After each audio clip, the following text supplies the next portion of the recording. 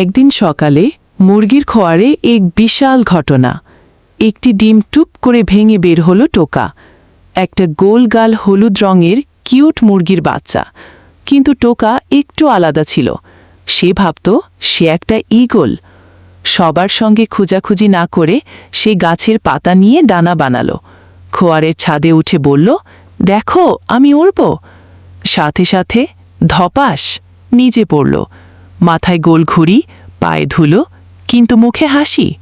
টোকা বলল, ব্যর্থতা মানেই তো শেষ না। দিন যায়, টোকা কখনো হাসদের সঙ্গী হয়, কখনো ছাগলের পিঠে চড়ে পাহাড় জয় করে।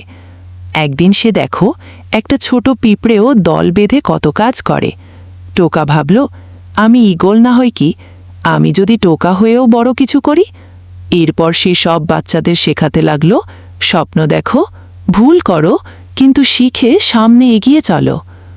শিক্ষা: নিজেকে ছোট ভেবে থেমে থেকো না। চেষ্টার ডানায় উড়লেই তুমি অসাধারণ। ভিডিওটি লাইক, কমেন্ট আর শেয়ার করতে ভুলবেন না এবং কার্টুন ভিডিও চ্যানেলটি অবশ্যই সাবস্ক্রাইব করবেন।